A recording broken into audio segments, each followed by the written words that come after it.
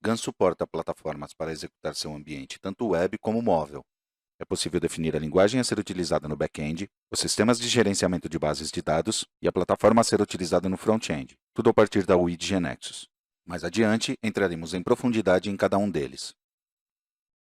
No menu Tools, GeneXus Access Manager, podemos acessar as diferentes funcionalidades que nos oferece o GAN dentro do GeneXus. A partir dali, podemos criar as tabelas que utiliza GAN, inicializar os metadados, registrar as aplicações que utilizarão GAN, reprocessar as permissões das mesmas, criar o arquivo de deploy, modificar o arquivo de conexões e, por fim, configurar a instalação do mesmo.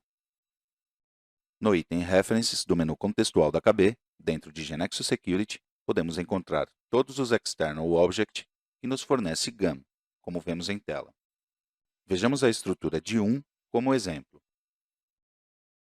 Aprofundando-se, por exemplo, no External Object GAN User, vemos que sua estrutura, igual a todos os outros, é composta por propriedades e métodos. Dado que este External Object é bastante grande, foi simplificado o conteúdo a ser exibido neste slide para que fique visível o conteúdo explicado. A partir de GeneXus, podem ser vistas todas as propriedades e métodos que ele contém. Podemos notar que para cada propriedade e método, por sua vez, temos o tipo, se é coleção ou não, e descrição, que nos servem de ajuda no momento de querer utilizá-los. Vejamos um exemplo de uso. Para utilizar o External Object, devemos criar uma variável deste tipo, no nosso caso GAMUser, e para utilizá-la no código, simplesmente são atribuídos valores aos seus atributos ou propriedades, ou são utilizados seus métodos para obter os dados já carregados. Para utilizar o restante dos External Object, segue o mesmo fluxo e metodologia.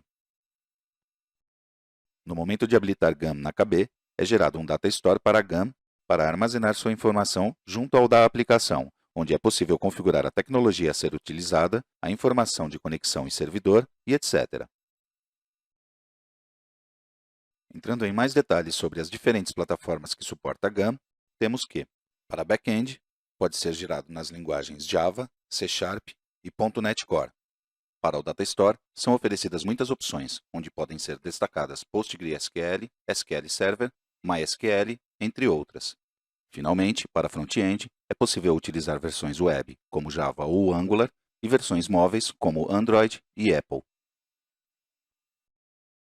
Após executar o Developer Menu, é estabelecida uma conexão com a base de dados especificada no Data Store de GAN, usando as propriedades de conexão dele, verificando a existência de algumas tabelas e a versão do GAN. Dado que estas tabelas não existem, são criadas as tabelas da base de dados GAN. Então, acontece o seguinte. Primeiro são atribuídas algumas propriedades relacionadas à conexão com o repositório GAN, com seus valores predeterminados. Em seguida, é criada a base de dados GAN e todas as suas tabelas. Antes de criar as tabelas, é perguntado ao usuário se deseja criar a estrutura da base de dados GAN. O back-end do GAN é uma aplicação GAN definida automaticamente com a criação dos metadados GAN durante o processo de inicialização. O objetivo desta aplicação é configurar e gerenciar todos os conceitos relacionados ao GAN. Existem duas versões do back-end. A primeira é a compilada. Por padrão, é criada ao habilitar GAN na KB. A segunda versão é por XPZ. Um XPZ refere-se aos arquivos utilizados pelo manager de KBs para trocar objetos entre bases de conhecimento. O nome vem da extensão destes arquivos. Neste caso, pode ser incorporado GAN a KB, importando este XPZ, que vem na instalação de GeneXus. Estes objetos são úteis, pois são exemplos de uso da API GAN. Podem ser modificados à vontade pelo desenvolvedor GeneXus se não forem atendidos alguns requisitos. Para isso, está disponível a API GAN. No momento de habilitar GAN, são importados para a KB todos os objetos de exemplo do front-end. Os exemplos de GAN são objetos web e painéis SD, que utilizam a API GAN, e sua finalidade é ajudar o usuário GeneXus a aprender a usar esta API. Outra finalidade importante destes objetos é ajudar o usuário a começar a utilizar GAN, pois incluem objetos para login, registro, alteração de senhas, redirecionamento em caso de erro de autorização, entre outros. Todos estes objetos são consolidados na KB durante o processo de ativação do GAN e são colocados na pasta Exemplos do GAN. Toda vez que é instalado um novo build ou upgrade do GAN, o usuário pode decidir se deseja atualizar esses exemplos com o look and feel da aplicação, por exemplo. Uma boa prática consiste em criar cópias dos exemplos para serem utilizados na aplicação. Desta forma, perante uma atualização do GeneXus e, portanto, do GAN, as mudanças introduzidas não serão substituídas. Outra recomendação é eliminar aqueles painéis que não serão utilizados. Um exemplo disto é o autorregistro que veremos mais adiante. Se na aplicação os usuários forem registrados por um administrador, é recomendável remover os painéis GAM Register User e GAM SD Register User. GAM oferece uma API que permite aos usuários manipular tipos de dados e métodos para adicionar segurança às aplicações de Nexus, tanto aplicações web como aplicações móveis. Quando a segurança integrada está habilitada na KB, são incorporados objetos externos para permitir que o usuário interaja com a API do GAM. Os objetos externos são a maneira de acessar a API do GAM. Todos eles estão distribuídos em um módulo chamado GNexus Security, como dissemos anteriormente. As APIs são as utilizadas pelos painéis de exemplo. A partir delas, é possível realizar todas as ações disponíveis no back-end do GAM. GAM gera diferentes arquivos com configurações para a conexão com repositórios. Estes arquivos são connection.gam e application.gam. Connection.gam é um arquivo de configuração do GAM que contém a chave associada a cada repositório ao qual deseja se conectar. A informação de conexão associada à chave deve existir na base de dados do GAM. Deve ter sido criada previamente usando a API do GAM. No caso de Java, este arquivo é copiado para a raiz da aplicação web no servidor de servlets, isto é, a partir do upgrade 3 de Evolution 2. No caso de Net, vai no diretório virtual, ou seja, o diretório web.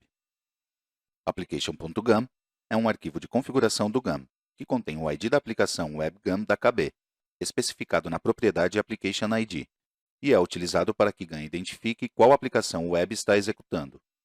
Durante o período de criação de protótipos, é transferido automaticamente para a pasta WebInf, no caso das aplicações Java, e para o diretório virtual, no caso das aplicações Net.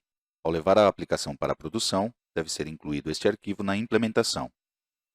O ID que contém deve existir em uma aplicação definida na base de dados GAM, e é configurável a partir do IDE de GNexus, através das propriedades do environment, na seção Integrated Security, como vemos em tela. Existem ferramentas do GAM para modificar a informação dos arquivos de configuração para diferentes ambientes, como teste, pré-produção ou produção, com a finalidade de facilitar a edição deles. Para o arquivo connection.gam, existe a ferramenta GAM Deploy Tool, que pode ser executada a partir do IDE de GNexus, selecionando a opção GAM Update Connection File. Esta ferramenta destina-se ao uso pelos administradores do repositório do GAM Manager. Ao usá-la, são adicionadas entradas em determinadas tabelas da base de dados GAM, dependendo da seleção do usuário. Quem pode selecionar entre as conexões de repositório GAM existentes de cada repositório. Ao finalizar o processo, o arquivo é gerado no endereço especificado, para em seguida ser copiado para a aplicação web. Outros tipos de arquivos de configuração são o client.cfg e o web.config. Estes dependem do gerador que está sendo utilizado. Em aplicações Java, é utilizado o client.cfg, onde se aplica para aplicações web e de 2 níveis. Em aplicações .NET, é utilizado o web.config. Para o client.cfg e o web.config, no momento de habilitar GAM em uma base de conhecimento, são definidas neles as linhas que vemos em tela. Correspondem a estabelecer em um a segurança integrada e definir os objetos de exemplo de login e não autorizado. Além disso, é adicionado um data source novo que corresponde ao GAM, deixando em segundo lugar o default da aplicação. Quanto às ferramentas para estes dois últimos arquivos, temos.